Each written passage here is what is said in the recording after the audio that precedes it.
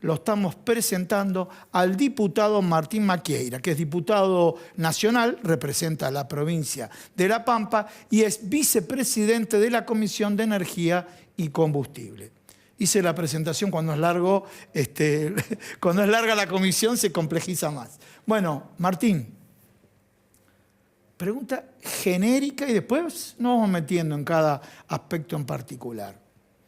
Como periodista económico y profesional en ciencias económicas, uno mira el PBI y dice, bueno, el sector agropecuario representa un porcentaje arriba del 20-24 del PBI, un porcentaje importante de lo que aporta al Producto Bruto Interno. Estamos viendo Vaca Muerta, estamos viendo todo lo que sucedió en el transcurso del año con el RIGI, y la pregunta que nos hacemos, en 5 años o en 10, vos vas a decir el cuándo, ya podemos decir, bueno, en nuestro país su riqueza va a depender de varios sectores y con una representatividad importante en el energético. Sí, por supuesto. Primero, muchas gracias, por supuesto, por la invitación, Gustavo. La verdad es que nuestro país siempre ha mirado a la producción agrícola y ganadera como la única oportunidad que tenía o lo que más generaba el sector. Si bien tuvimos buena producción de hidrocarburos, sobre todo en distintas épocas, ¿no? En el 60, el 70, el 90 y llegamos al pico cerca del 2000, la verdad que en los últimos 20 años todos esos pozos y esa producción empezó a declinar. Hoy con Vaca Muerta, que por supuesto tiene un progreso que se va a la par que va creciendo en los años, aumentando la producción, es algo que empezó allá por 2013, hoy ya es una realidad.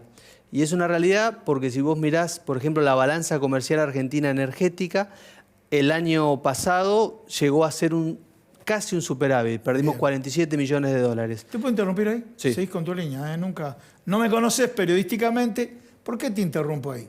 Veníamos con déficit, veníamos importando, ¿no es cierto? Desde Bolivia por un lado y también de otros países. Exactamente. Llegamos a ese equilibrio, Bien. Si se quiere, pero veníamos de 4.000, 5.000 millones de dólares abajo, Bien. Sobre todo por la importación, en muchos casos de GNL, tuvimos también un aumento de precio en 2020 por la pandemia, pero estamos perdiendo reservas, recursos por importar energía.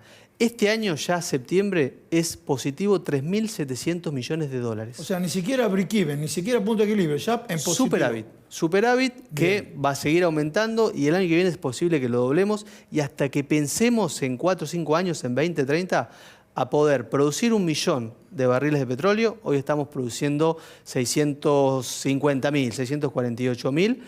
Es decir, que podemos duplicar al 2030 y de esos 3.700 Estamos llegar... hablando de 2030. Exactamente, llegar a 15.000 millones de dólares de balanza comercial positiva, con lo cual es un sector que tiene las de crecer. Por supuesto, inmerso en una Argentina que necesita estabilizar la macroeconomía, necesita reglas claras, pero es tal el impulso que es el único sector que está creciendo en este año de recesión, producto, bueno, de la reconfiguración que está llevando adelante el gobierno nacional. Incluso la importancia se da, nosotros en nuestro país refinamos 550.000 barriles de esos 650.000 que producimos.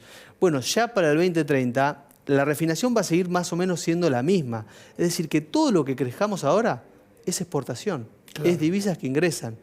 Y no solo es divisas y dólares y demás, sino que por cada puesto de trabajo en el pozo hay 6 o 7 que se multiplican con las distintas cadenas. Desde la arena que hace falta llevar desde Entre Ríos, con el transporte de esa arena, por supuesto los puestos administrativos, los puestos en el pozo, todo lo que es la comunicación, es decir, genera un movimiento y cuando uno va a Neuquén se da cuenta de que todos son buenas noticias en ese sentido, ¿no? En el sentido económico. Bueno, como diputado federal, lo digo, sos de La Pampa. En su época me tocó vivir en Río Negro varios años, así que pasaba Cerquita. Por La Pampa y conozco la problemática, el tema y demás. Hay un fenómeno inédito en materia de mano de obra vinculado a Vaca Muerta, ¿no? Exactamente. Contanos un poco a la gente, a ver, algún dato, alguna anécdota que va más allá de los números de los miles de barriles que se producen, de los 3.700 millones de dólares de superávit que tenemos ahora. ¿Qué fenómenos se está generando en materia de mano de obra?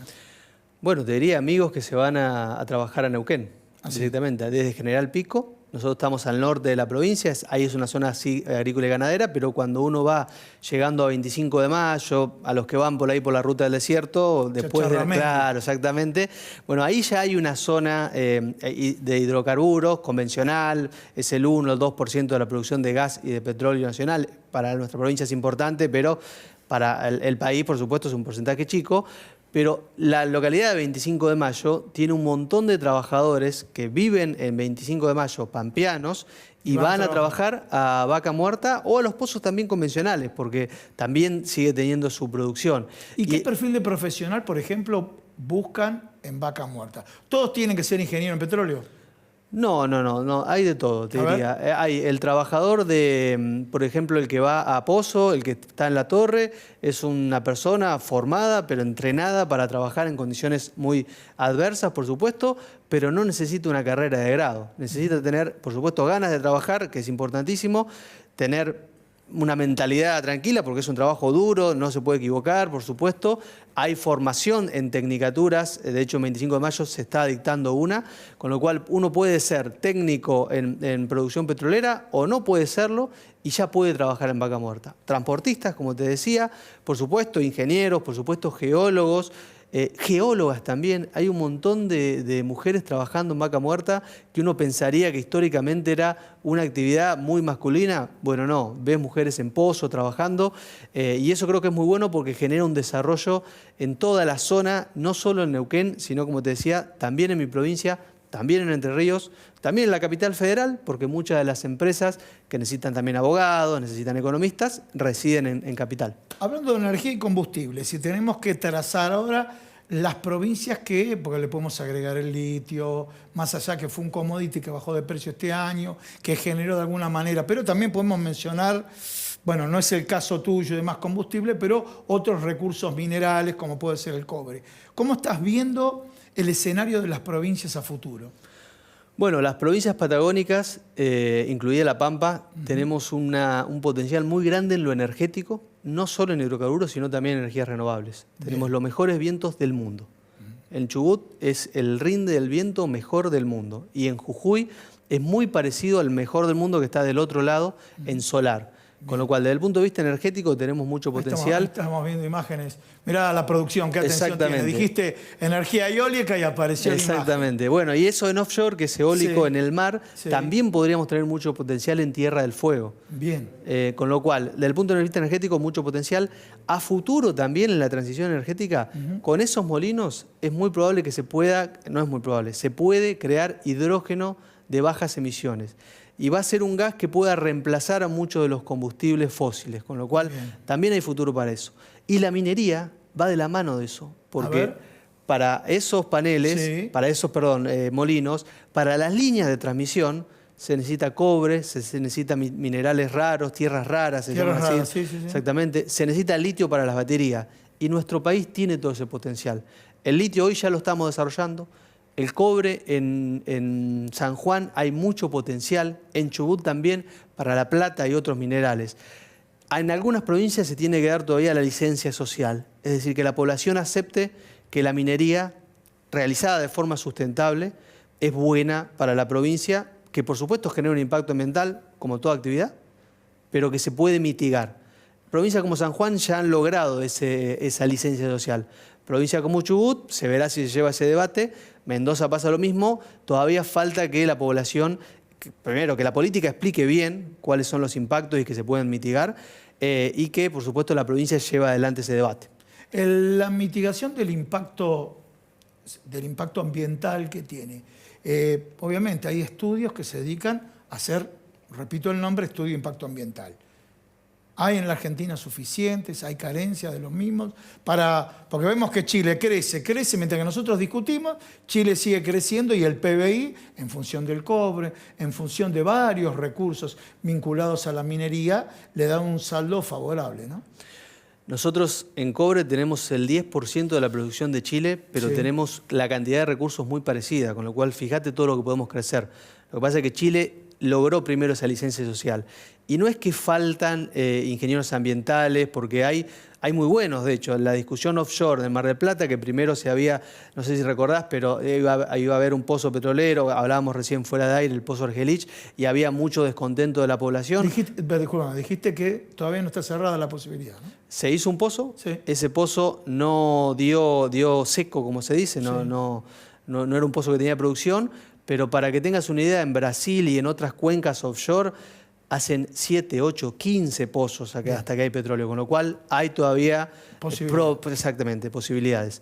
Ahora, no es una cuestión, lo que te decía de la minería, de falta de ingenieros ambientales o de estudios, sino que podamos expresar bien el potencial que genera. Nosotros tenemos que estar dentro del mundo en lo que es la transición energética, tenemos que buscar bajar las emisiones de gases de efecto invernadero como de todo el mundo. Ahora, primero tenemos que crecer. Y podemos crecer a la par de que mitigamos esas emisiones. En la Comisión estamos trabajando un proyecto para las emisiones de metano en la industria de los hidrocarburos, que es un gas que está dentro del gas natural, pero que es muy nocivo para la capa de ozono, para el ambiente. Bien, estamos trabajando con la industria en cómo mitigar esas emisiones, a la par de que siguen produciendo. Y ese gas que no se mitiga se puede aprovechar, claro, porque es gas, termina siendo gas natural. Con lo cual, ese debate ambiental lo tenemos que dar de cara a la sociedad, porque lo que logramos produciendo petróleo, produciendo minería, lo que logramos produciendo agricultura y ganadería, es empleo. Es la única forma de salir de la pobreza, generar empleo. Perfecto, yo siempre estoy tomando el riesgo, los tiempos televisivos, o sea que siempre son asesinos, dirían, por supuesto. Dirían los cordobeses, palabra muy utilizada por ellos.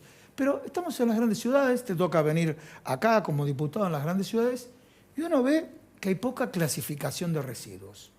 Van a parar a lugares donde ves que son altamente contaminantes. Entonces, la pregunta es si los que protegen al medio ambiente, que yo los acompaño, hacen un balance adecuado del daño que pueden estar generando tu vecino que vive arriba y arroja la basura, no clasifica plásticos, papeles reciclables y demás.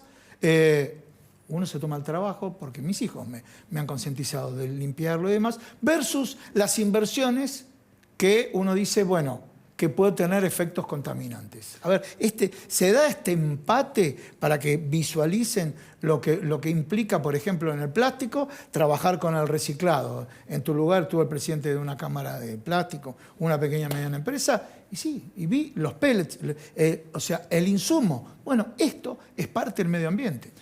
Hay mucha conciencia en la industria, hay mucha conciencia en la industria del plástico, en los hidrocarburos. Como en toda actividad, siempre hay uno que hace mejor las cosas y otro que supuesto se tiene que corregir, pero veo mucha conciencia, sobre todo en la industria energética, porque es una industria que siempre se la ha objetado de las emisiones que genera su producción, que más que su producción es la quema de esos combustibles, que es el combustible que usamos todos para movernos, con lo cual hay un montón de ambientalistas muy razonables que entienden esto y hay otros que dicen no a la producción de hidrocarburos porque estamos dañando el ambiente. Sin embargo, manejan un auto o una moto, con lo cual yo creo que tal vez no reciclan la basura. Y tal vez no reciclan la basura, con lo cual generan gases y por supuesto no reciclan las basuras. Creo que es de las dos partes. En lo que es residuos sanitarios, por supuesto, en el AMBA, por lo menos, digamos, hay rellenos sanitarios, algo, digamos, se recicla. En el interior, en mi ciudad, es un basurero al lado del agua. ¿En serio? Y en toda la provincia no hay rellenos sanitarios muy ordenados, salvo en algunas localidades, como puede ser Macachín, Willuigi, en fin, localidades donde se recicla. Pero te diría que en el interior veo mucho más, y eso que es mucho menos masivo, pero mucho más desidia con los rellenos sanitarios, o con los basureros, como lo llamamos nosotros, que cuando uno puede acá ir al SEAMSE. Obviamente es basura, digamos, el SEAMSE hay olor, pero por lo menos ves que hay un tratamiento distinto. Martín, muchísimas gracias por haber venido. Un placer y un saludo a toda la audiencia.